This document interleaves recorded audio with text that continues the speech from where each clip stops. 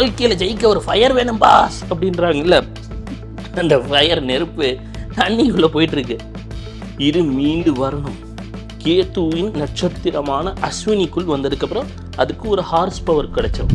வரவங்க எப்படி இருப்பாங்க? ஆட்சி வந்தாலும் யார் வருவாங்கன்னே தெரியலையே. நியாயமான கேள்வி. வெற்றியை தருமா ஆட்சியை தருமா என்று சொன்னால் ஒரு கூட்டணி ஆட்சி ஏற்படும் வாய்ப்புகள் உண்டு.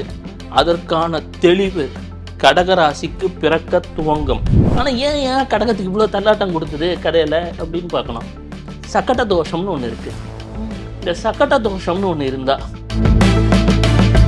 நீச்சபங்க ராஜயோகம் இருந்தால் அது முதல்ல சக்கட்ட தோஷத்தை தான் பார்க்கணும். ஏற்ற இறக்கங்கள் திடீர் என தரும். எந்த துறையில இருந்தாலும் எளிமையாலாம் சக்கட தோஷத்துல இருந்து நான் வாழ்க்கையில எளிமையா முன்னேறினேன்னு சொல்ல முடியாது. இனி இளைஞர்களுக்குத்தான் இந்த 60 வருஷம் வாய்ப்புகள் ஏற்படும். ஏற்கனவே இருக்கக்கூடிய முதியவர்கள் மெல்ல மறக்கப்படுவார்கள்.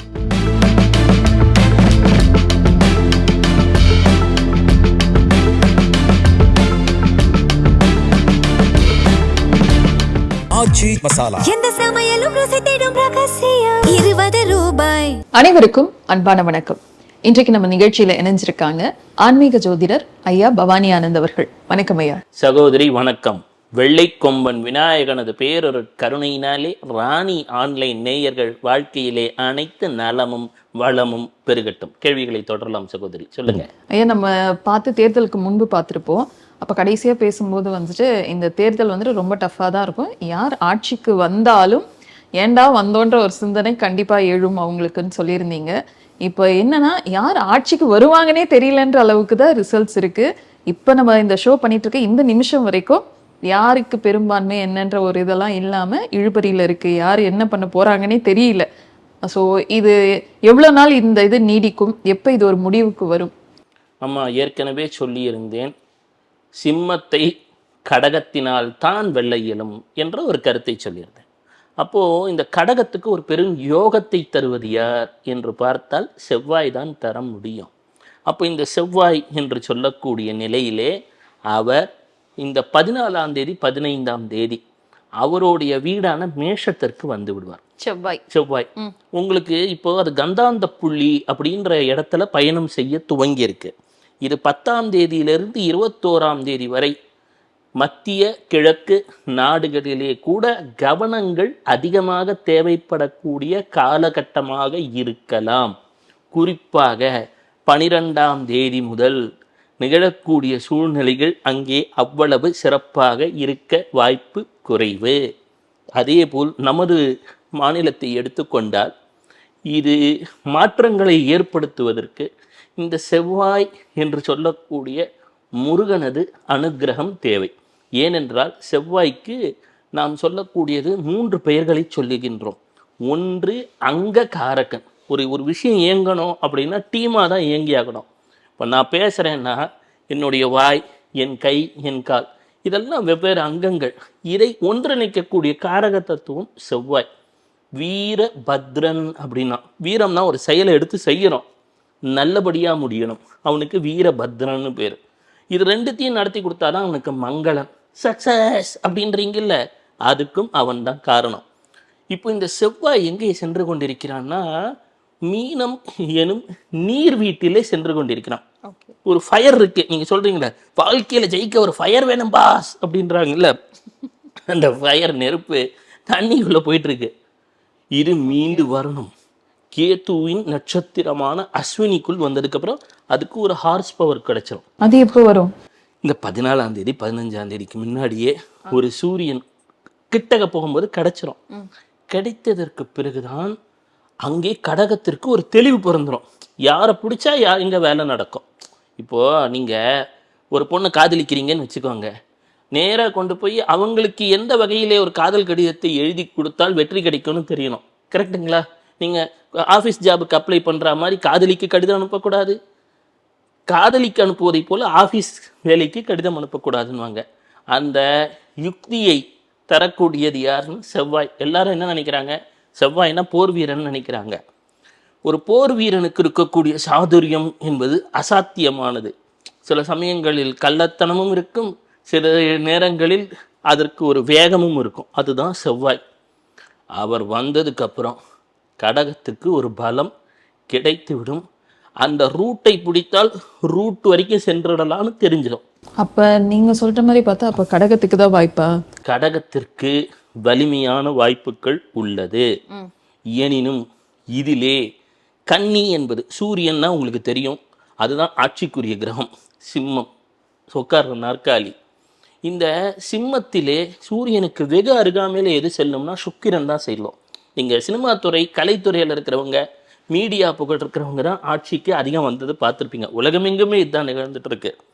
ஆனால் கன்னி என்பது பொருளாதாரம் சம்பந்தப்பட்டது. உங்களுக்கு ஒரு ஆட்சி நடக்க வேண்டும் என்றால் முதலிலே மக்கள் வசீகரப்பட வேண்டும், அப்புறம்தான் பணத்தை தருவான், வாக்குகளை தருவான். அப்படி தான் நடக்கும். இதுதான் இயல்பு. ஆனால் கன்னியா ராசி என்பது பேக் எண்டிலே இருந்து செயல்பட முடியும். நீங்கள் ஒரு தெளிவாக சொல்லணும்னா, ஒரு திரைப்படம் எடுக்கணும் அப்படின்னா அதுக்கு ஒரு ஃபினான்ஷியர் தேவை. அந்த ஃபினான்ஷியர் ஏதோ ஒரு காட்சியில் வரலாம், 2 காட்சியில் வரலாம். அவரே நடிகராக வேண்டும் என்று முயற்சித்தால் ஒரு படம் வெற்றி பெறலாம், 2 படம் வெற்றி பெறலாம். அதுவே அதிசயம். கன்னியா ராசி என்பது பேக் எண்டில் செயல்படும் போது பெரும் வெற்றிகளை தரும். எனினும் தன்னை முன்னிலைப்படுத்தி கொள்ள நினைத்தால், இப்போ ஒரு ஐஸ் கட்டி இருக்கு, கொஞ்சம் சூடு ஏற்றுறீங்க, தண்ணியாக கரையும். இன்னும் கொஞ்சம் சூடு ஏற்றுறீங்க, அங்கே அது வாயுவாக ஆவியாக மாறிடுது. இருக்கிறது இருக்கும், ஆனால் கரைந்து விடும். நான் சொல்றது என்னென்னு புரியுதுங்களோ?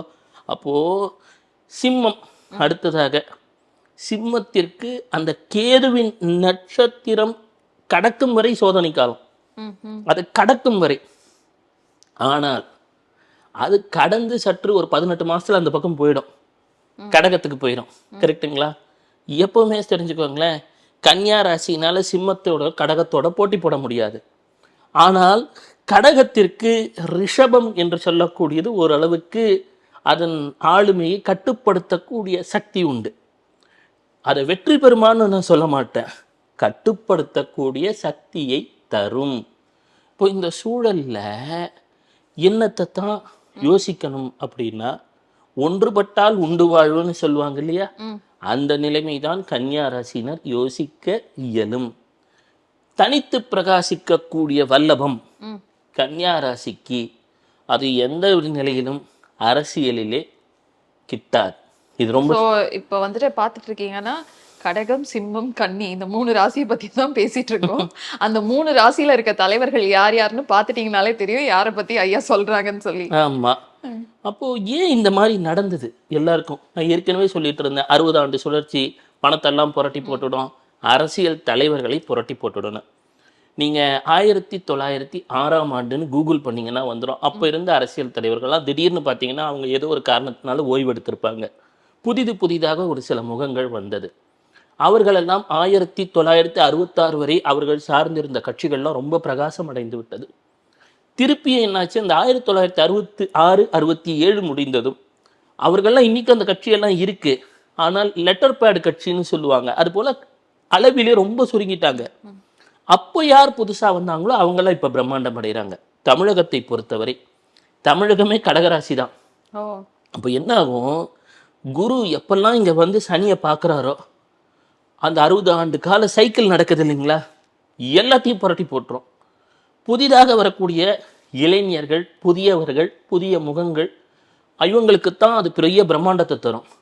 இந்த பிரம்மாண்டத்தை தரும், வெற்றியை தருமா, ஆட்சியை தருமா? வெற்றியை தருமா, ஆட்சியை தருமா என்று சொன்னால் ஒரு கூட்டணி ஆட்சி ஏற்படும் வாய்ப்புகள் உண்டு.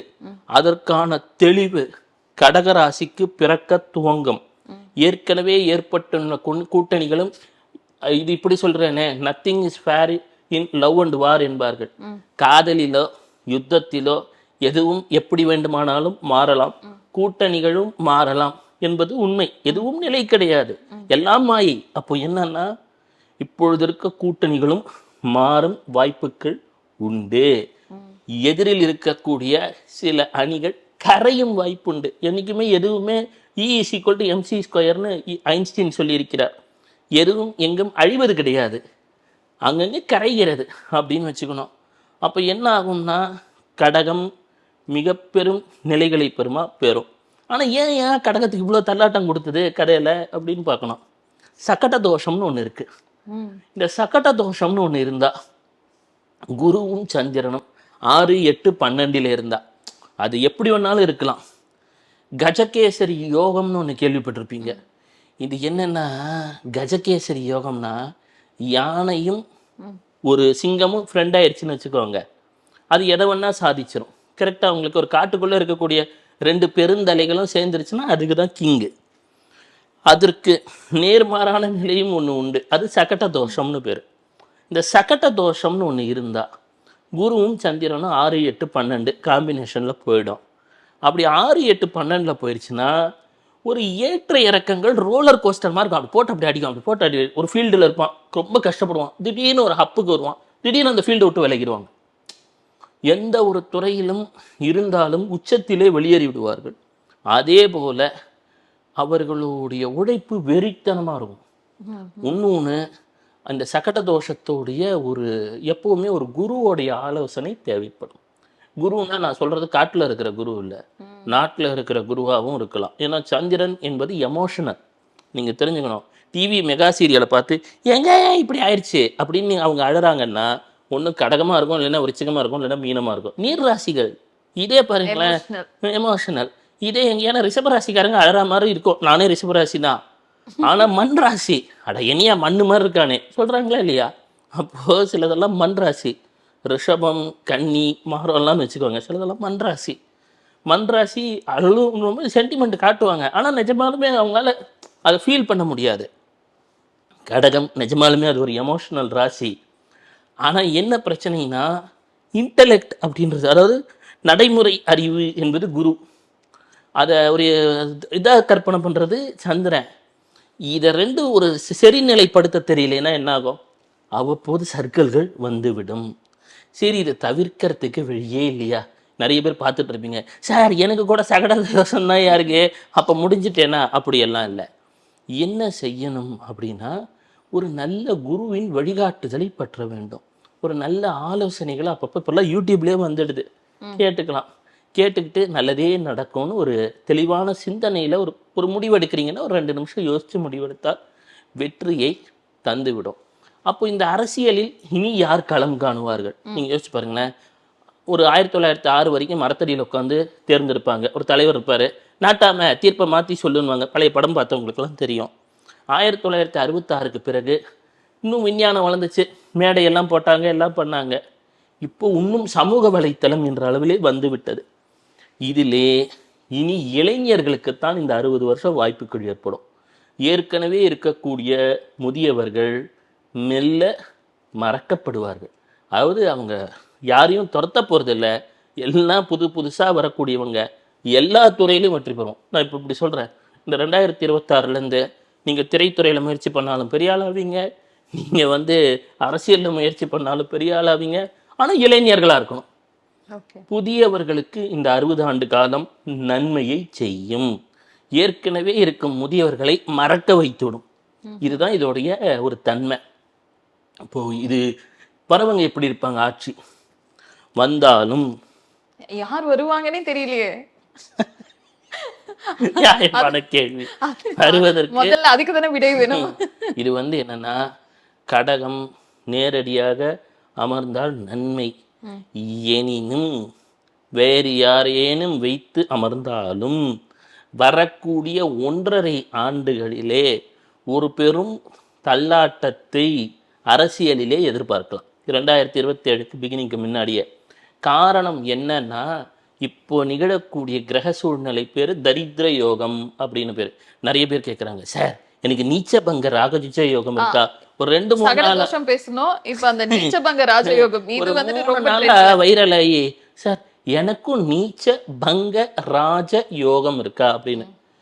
நீச்ச பங்க யோகம்னு தான் அதுக்கு பேரு, ராஜன்லாம் கிடையாது. அப்படின்னா என்னன்னா, ஒரு கிரகம், ஒரு பையன் ஃபெயில் ஆகிட்டான்னு வச்சுக்கோங்க, டீச்சர் ஒரே ஒரு மார்க் போட்டு பாஸ் பண்ணுவார். பார்த்துருக்கீங்களா இல்லையா? மேடம் மேடம் சார் சார் நானே கெஞ்சிருக்கேன் சின்ன வயசில். அப்புறம் ஒரு மார்க் கிடைக்கும், அதை வச்சு 40 41 போட்டோன்னே தேங்க்யூ மிஸ்ன்ட்டு ஓடி வரணும். அந்த மாதிரி ஒரு மார்க்கில் பாஸ் ஆகிறது தான் நீச்ச பங்க ராஜயோகம்.